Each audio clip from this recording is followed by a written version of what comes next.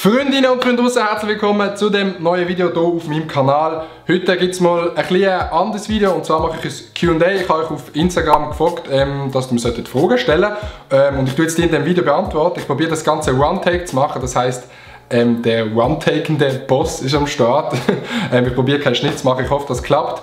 Das Ding ist ja immer, wenn man... Übrigens, meine Frisur absolut hässlich, aber man sagt ja, ein Like aufs Video gleich eine schönere Frisur von mir, oder absolut nicht. Auf jeden Fall ist es immer so, dass wenn Leute das Q&A auf YouTube machen, dann probieren sie die Fragen immer möglichst lustig zu beantworten. Das heisst, irgendwie ironisch oder die Frage dann schlussendlich gar nicht richtig beantworten. Habe ich noch nie gemacht. Auf jeden Fall habe ich letztens das Video vom Ask Switzerland geschaut, vom Lionel, vom guten Alten. Und er hat dort Fragen ernst beantwortet, ein bisschen länger gegangen, aber es war eigentlich ein recht nice Video gewesen, weil ich das noch sehr interessant gefunden, mal wirklich etwas zu erfahren über die Person, also nicht nur immer so ironische Antworten. Darum habe ich jetzt dort auf Insta mal ein paar Fragen rausgesucht und probiere die jetzt ernst zu beantworten. Das heisst, wenn es euch interessiert, dann könnt ihr jetzt dranbleiben, und wenn es euch nicht interessiert, dann könnt ihr abstellen. Aber die, was interessiert, nehmt euch ein bisschen Popcorn. Und ich probiere die Fragen zu beantworten, auch mal um ein bisschen etwas über mich zu erzählen, da erfahrt ihr ein bisschen mehr, wer ich bin. Und ganz wichtig, schreibt auf jeden Fall schon mal neue Fragen in den Kommentaren, dann kann ich irgendwann in meinem Leben nochmal so ein Video machen.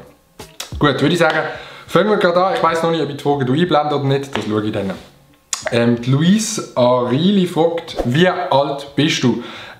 Ich bin 20 Jahre alt und werde am 16. Januar 2020 21 Jahre alt. Das heisst, ich könnte die USA gehen. Oder absolut nicht. Sless9 fragt, was los ist momentan für Lieder? Und das ist, finde ich, so eine schwierige Frage, weil ich persönlich habe nicht so einen Musikstil, den ich höre. Das heisst, ich höre jetzt nicht nur Rap oder weiss ich was, auch in der Richtung, sondern ich höre wirklich alles. Momentan bin ich ein bisschen auf dem Schweizer Trip. Das heisst, ich höre... Sorry für meine Frisur. Das heisst, ich höre viel Schweizer Musik, viel schweizerdeutscher Rap, aber auch ein bisschen andere Schweizer Sachen. Also was ich sehr gerne höre momentan ist Native. Davil finde ich mega nice. Sinai, zu Basel gibt es den Thief in the Night. Das ist ein Basler Rapper, der nice Musik macht. Aber sonst eigentlich von Deutschland Semi Deluxe. Also momentan schon ein bisschen mehr Hip-Hop-Rap-mäßiger Shit. Aber ich höre auch sehr gerne andere Sachen, wie zum Beispiel der Max Rabe. Der hat gerade ein neues Lied rausgebracht. Der macht so Musik in den 1930er Jahren. Macht mega nice Musik. Aber ich höre auch sehr gerne Jazz, auch mal zum Abendfahren oder am Morgen höre ich mega viel Blues. Es gibt auf Spotify so eine Blues Vibes, heisst sie, glaube ich, eine Playlist von Spotify. Und das ist auch so mega chilliger Blues. Und das kann man sich am Morgen recht gut geben. Zerainer Hof fragt, willst du für immer in Basel bleiben? Und dann ist die Antwort eigentlich recht easy, und zwar nein. Ich lebe jetzt seit 20 Jahren in Basel. Also ich lebe nicht in Basel selber, ich lebe in Basel-Land, in einem kleinen Dörfchen auf dem Land. Ich habe knapp 40 Minuten auf Basel, aber eigentlich ist Basel so meine Main City, also dort, wo ich am meisten bin. Und ich finde, Basel ist mir so ein bisschen verleidet, weil ich kenne die Stadt einfach zu gut. Immer wenn ich auf Basel gehe, man kennt einfach alles. Und wenn man zum Beispiel auf Zürich geht oder auf Bern oder St. Gallen, dann ist es so mega interessant, um die Stadt kennenzulernen, um die ein bisschen zu erforschen oder so. Ich weiss nicht, ob ihr wisst, was ich meine, aber auch wenn man in eine neue Stadt geht, kann man dort viel mehr neue Sachen wieder entdecken. Weil in Basel kenne ich schon alles, darum werde ich sicher irgendwann mal in eine andere Stadt wohnen für ein Zeitchen. Ob ich dann wieder zurückkomme, weiss ich nicht, vielleicht auch mal ins Ausland. Mal schauen, was sich da ergibt. Bist du politisch links oder rechts? Ich habe mich glaube noch nie wirklich zu Politik-Sachen geäußert. Hier auf YouTube, auf Instagram manchmal. Also ich bin eher Mitte-links. Oder ich würde nicht sagen Mitte-links, sondern eher alternativ. Bei mir kommt es mega aufs Thema drauf an. Manchmal gibt es Themen, wo ich die Meinung von der Rechten vielleicht ein bisschen besser finde, aber meistens schon Mitte-links. Und auf jeden Fall alternativ eingestellt, was Politik angeht.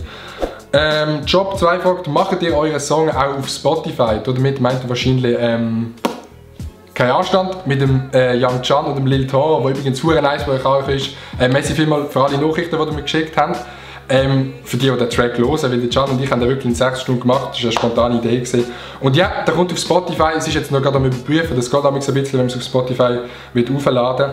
Aber auf jeden Fall, wenn ihr wissen, wenn er auf Spotify ist, dann mache ich auf Instagram eine Story. Und dann seht ihr, dass er auf Spotify ist. Ist ja eigentlich logisch, oder? Was machst du eigentlich beruflich? Fragt Zürcher Jasmin. Eigentlich eine Frage, die ich recht viel gestellt bekomme. Und zwar mache ich momentan den Zivildienst, und zwar in einer Kita zu Basel. Oder zum schnell von vorne anfangen. Ich habe ZK abgeschlossen, dann habe ich die Wirtschaftsmittelschule gemacht, 3 Jahre lang den schulischen Teil. Dann habe ich 1 Jahr auf einer Bank gearbeitet. habe die Wirtschaftsmittelschule abgeschlossen, bin dann zum Radio gegangen, 1 Jahr, und muss jetzt eben Zivildienst machen in einer Kita. Und ich finde es eigentlich recht nice, weil ich habe jetzt in den letzten 2,5 Jahren auf mega unterschiedlichen Gebieten geschafft. Das heisst, in der Bank einmal, dann beim Radio, also in der Medienbranche, und jetzt in der Erziehungs- oder einfach mit Leuten, in einem sozialen Beruf. Das heisst, man lernt so mega viele Sachen kennen, man lernt allgemein mega viel über das. Kita ist auf jeden Fall nicht der Beruf, den ich später machen will. Ich will schon Richtung Medien gehen, aber jetzt für den Zivildienst ist das ziemlich nice. Das heisst, wenn ihr in Basel viel unterwegs sind, ist die Chance relativ groß, dass ihr mich mal seht, mit so Kindern an der Hand rumlaufen in Basel, die irgendwie rumschreien. Der Amazon gefragt, wo hast du Flips gelernt? Ich habe mir Flips selber beigebracht, ich habe das Trampolin im Garten. So richtig angefangen habe ich etwa vor, ich würde sagen, 3 Jahren, so richtig, oder so ein bisschen von Flips machen und so richtig vor 1,5 Jahren. Aber ich mache jetzt mehr Tricking, das ist so ein bisschen Kunstturnen, einfach ein bisschen schräg, es sieht ein bisschen nice aus. Es sind so viele Flips an einem Bein. Wahrscheinlich tut das jetzt irgendjemand, wo nicht rauskommt, mega verwirrend, aber gelernt habe ich mir das alles selber oder auch mit YouTube-Tutorials, aber ich finde, ich bin jetzt auch nicht der beste Flipper. Also es gibt Leute, die 1000-mal, also wirklich 1000-mal besser sind als ich. Ich mache es einfach so als Hobby nebenan, ich finde Sport ist ein mega nice Ausgleich zu allem. Nice. Dann fragt noch jemand, mein Vorbild, wer mein Vorbild ist. Oh, jetzt habe ich die Frage weggeklickt. Mein Vorbild finde ich mega schwierig. Mega schwierige Frage, weil ich habe jetzt nicht so ein Vorbild, wenn ich sage, ey, der Dude ist crazy. Vielleicht jetzt so auf YouTube bezogen oder so, vielleicht sicher der Felix Bar. Der hat letztens gerade ein Video hochgeladen. Der Felix Bar, der macht so Technikvideos, ist ein Deutscher. Ich glaube 700'000 Abos. Oder über 1 Million, ich weiß es gar nicht. Oder 400'000, irgendwie. Er macht auf jeden Fall Technikvideos auf Hochdeutsch. Und ist für mich so ein bisschen eine Inspiration, weil er relativ klein angefangen hat und es ist lange nicht gelaufen. Aber er hat so wieder einen Traum gehabt, von dem zu leben oder sein Hobby zum Beruf zu machen. Und das ist eben auch mein Ziel, momentan ein bisschen nach dem Zivildienst. Darum ist er auch so ein bisschen ein Vorbild. Er hat gerade letztes Jahr ein mega nice Video gemacht, wo er alles erklärt hat, wie das mit seiner Karriere gelaufen ist. Darum hast du sicher ein Vorbild, Roger Federer, sportlich gesehen, ein Vorbild, finde ich mega nice. Vielleicht Nick Hartmann würde ich noch als Vorbild sehen, finde ich mega sympathischer Dude. Ja. Aber Vorbilder an sich, also es ist jetzt niemand von denen so ein richtig fettes Vorbild. Ich habe jetzt nicht so ein Vorbild, wenn ich sage, Bro, ich will so werden wie der oder ich mache alles so wie der, sondern auch Leute, die man sympathisch findet und das gefällt, was sie machen. Ich schaffe es nicht, das richtige Ding aufzumachen. Romy Alina, Zukunftsplan, Beruf, Wohnen. Genau, ich habe es vorhin schon ein bisschen angesprochen, Wohnen eben. Würde ich dann schon irgendwann gerne vielleicht mal in eine andere Stadt ziehen für ein Zeitchen, vielleicht mit einem YouTuber zusammen oder mit irgendjemand anderem zusammen, wer weiß, was sich da ergibt. Beruflich gesehen ist es noch recht offen. Ich mache jetzt noch den Zivildienst bis Ende Januar, dann habe ich meinen langen Teil durch. Das heisst, ab dann bin ich eigentlich free und es ist schon geplant, dass ich dann mal sicher mehr Zeit in YouTube investiere, aber ich nebendran noch etwas mache, bei einem Radio oder weiss ich was, das ist noch offen, da kann ich noch nichts dazu sagen. Aber auf jeden Fall, jetzt ist die Zeit, wo ich in meinem Leben mal viel Zeit in YouTube investieren kann, aber auch Videoaufträge machen nebendran. Und mir macht das mega Spaß, die Videos zu machen und die Rückmeldungen bekommen. Und darum finde ich, jetzt ist die Zeit, wo ich es machen kann. In 5 Jahren vielleicht nicht mehr. Darum, wenn ich es machen kann, dann probiere ich es jetzt. Ob es klappt oder nicht, das ist eine andere Frage. Aber das ist so die grobe Zukunftspläne. Aber einfach vor allem machen, was mir Spaß macht. Also, was ich jetzt auch von vielen Leuten gehört habe, auch von älteren Leuten, die schon mega viel erlebt haben, ist auch wirklich, es bringt dir nichts, wenn du viel Geld verdienst oder nur das machst, was die Gesellschaft will, sondern mach das, was dir Spaß macht und dann kommt es safe gut. Dann geht es dir auch selber besser. Sabrina 24 fragt, bist du Single? Ja. Ich bin Single, also schreibt mir auf Insta DM. Oder vielleicht auch absolut nicht. 2 Adi, das heisst 2 ADI, fragt, wo kaufst du deine Kleider? Ich kaufe recht viele Kleider im Pfitzen, der Laden kennt ihr sicher, das ist so ein Laden, der Kleider nimmt und wiederverkauft, also ältere Kleider. Es gibt ja so mega Vintage-Sachen, zum Beispiel das Hemd hier, das mega nice ist. Und sonst sind das ja meine Kleider, die ich noch ein bisschen am dran arbeiten bin, weil ich recht viele T-Shirts habe. Sieht man das jetzt hier? Ich glaube, all diese T-Shirts sind von DB Friend und dann hat es zwischendrin ein paar, die von dem sind. Von dort habe ich recht viele Kleider und sonst eigentlich recht klassische Läden. Also ich bin jetzt nicht ein großer Markenfreak, oder ich bin jetzt auch nicht ein Markenfan sozusagen. Ich gebe jetzt auch nicht viel Geld aus für Kleider. Ich finde, man kann recht nice Kleider für einen recht billigen Preis sogar kaufen. So. Genau, da fragt Sarah nochmal, Sarah 33, schaffst du als Kleinkinderzieher? Nein, ich schaffe nicht als Kleinkinderzieher, aber wahrscheinlich hat sie mich mal mit der Kita draussen gesehen. Ich mache eben den Zivildienst bei der Kita und dort ist ja der Beruf Kleinkinderzieher, aber das mache ich nicht, ich mache einfach Zivildienst dort. Genau. B. Kaufi fragt, was sagst du zum Klimawandel? Zum Klimawandel sage ich wahrscheinlich Hallo, wenn ich ihn irgendwo gesehen auf der Strasse, aber habe ihn bis jetzt noch nicht gesehen. Nein, ist ein nices Thema, aber also ich setze mich dafür ein, aber ich tue jetzt hier nicht grosse Parolen machen. Hier. Aber Klimawandel auf jeden Fall sehr nice, dass sich Leute dafür einsetzen. Wann machst du wieder einen Roadtrip? Und das ist eine sehr gute Frage. Und zwar habe ich schon 2 gemacht mit dem Can. Ich gehe genau in 2 Wochen mit dem Mark Galaxy, Mark's Mission und dem Cyan mit einem alten VW-Büsschen auf einen Roadtrip. Wird wahrscheinlich dann auch ein Video machen, von dem her das wird richtig nice. Und dann nächstes Jahr im Februar wird es nochmal einen sehr nice Roadtrip geben. Da sage ich noch nicht zu viel drüber. Es wird ähnlich wieder mit dem Can, aber da kann ich noch nicht allzu viel dazu sagen. Aber Roadtrips wird es auf jeden Fall geben, finde ich immer noch etwas vom Nicesten. Einfach irgendwo anfahren, ohne Plan groß und dann auch viel erleben. Ronja D3 fragt, gibt es mehr vom Lil Toro und dem Young Can? Das haben auch ein paar Leute gefragt, ob es wieder mal ein Lied gibt von uns. Also ich finde, wir haben jetzt zuerst gerade den Track rausgebracht, kein Anstand. Wo nice ankommt, aber ich will mir jetzt wieder ein bisschen Zeit, aber ich sehe mich nicht als Musiker oder ich kann jetzt auch nicht mega viele Lieder nacheinander machen, weil ich finde es schon noch schwierig, einen Text zu schreiben und ich brauche so ein bisschen Pause zwischendrin.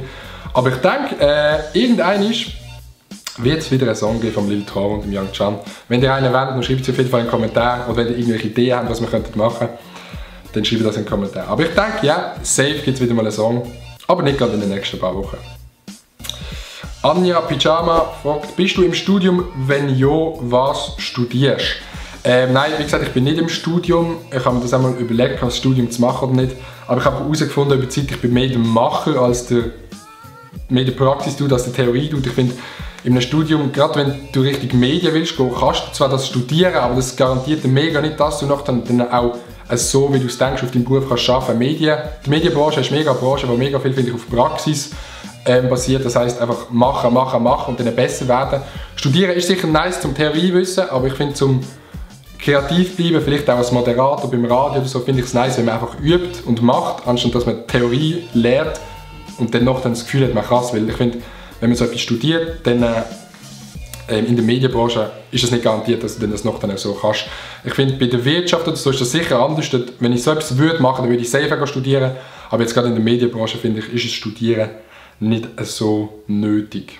Ja, es ist sicher einfach zum Stelle finden mit Studium, aber wenn man sich sonst gut schlägt, finde ich, tue ich lieber machen und dann die 4 Jahre, wo man studiert, einfach die Sachen üben und dann finde ich, habe ich ein ähnliches Wissen wie die Leute, die studieren. Cara Sarinana fragt, bestes Skigebiet. Ich weiß nicht, sehen wir das hier auf der Hülle? Lags. Lags ist das beste Skigebiet. Das ist nämlich das Handy, also das Vorgängerhandy von dem überfahren worden, von einem Pistenfahrzeug.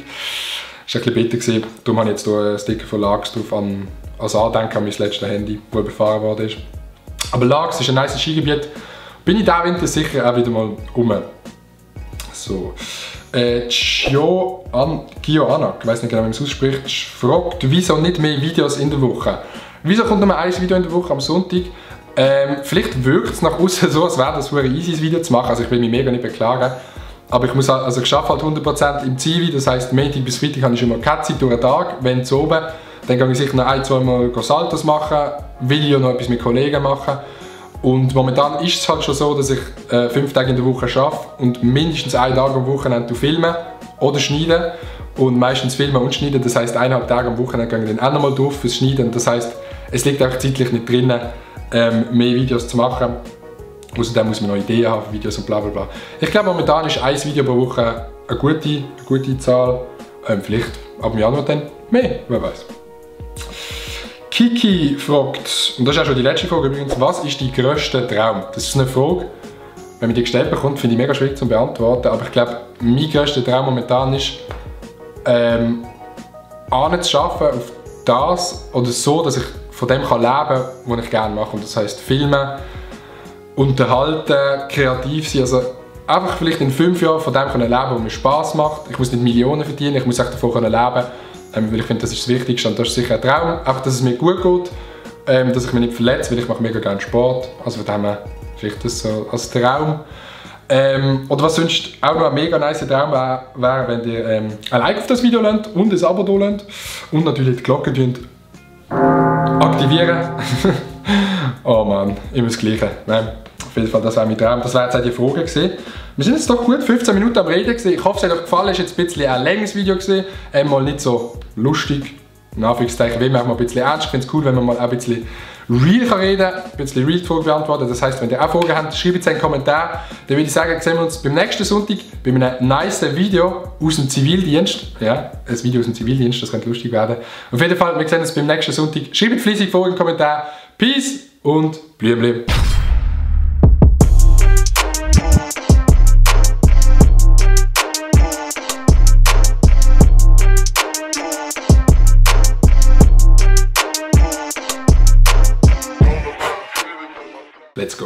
Let's go.